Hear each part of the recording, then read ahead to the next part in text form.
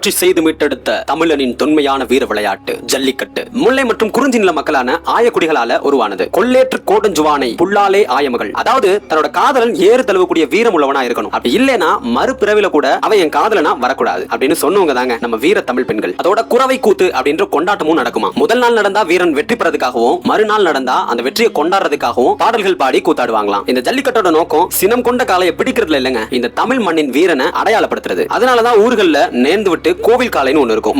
முதலா வாடி வாசல்ல இந்த காளையை தான் அவத்து விடுவாங்க. இந்த காளையை யாரும் பிடிக்க கூடாது. அதுல கணக்கே எத்தனை குத்து விழுகுதுன்றதுலதான் இருக்கு. காரணம், ஒரு வீரனோட ரத்தம் இந்த மண்ணுல படும்போது விளைச்சல் அமோகமா இருக்குன்ற ஒரு நம்பிக்கை. அது மட்டும் இல்லங்க, பிடிப்பட்ட மாட்டை வீரியம் குறைஞ்சதுன்னு காயடிச்சு விட்டு வேளாண்மைக்கு பயன்படுத்துவாங்களாம். வெற்றி பெற்ற மாடுகளை வீரியம் அதிகமானதுன்னு இனப்பெருக்கத்துக்கு விடுவாங்களாம். ஆரம்பத்துல ஏறு தழுவுதல் அப்படின்ற வார்த்தை எப்படி ஜல்லிக்கட்டானது? தமிழ் மக்களோட மிகப்பெரிய செல்வமான மாடுகள். மாடுகளுக்கு செல்வம்னு இன்னொரு பேர் இருக்கு. காசுக்கு ஒரு காலத்துல சல்லி அப்படின்னு சொல்லுவோம். இந்த ஏறு தழுவும் போது மாட்டோட கொம்புல இந்த சல்லி காசுகளை கட்டி விட்டுருவாங்களாம். அந்த மாட்டை பிடிச்சவங்களுக்கு அந்த சல்லி காசுகள் பரிசு பொருளா வழங்கப்படும். இந்த சல்லிக்கட்டு தான் காலப்போக்குல ஜல்லிக்கட்டானது. தென் மாவட்டங்கள்ல மிகப்பெரிய வீர விளையாட்டா இன்னைக்கும் கொண்டாடப்படுது. அதுல குறிப்பா மதுரை மாவட்டத்தில் நடக்கிற உலக புகழ் பெற்ற அவனியாபுரம், பாலமேடு, அலங்காநல்லூர் ஜல்லிக்கட்டு. இதுதாங்க நம்ம வீர விளையாட்டு உருவான வரலாறு.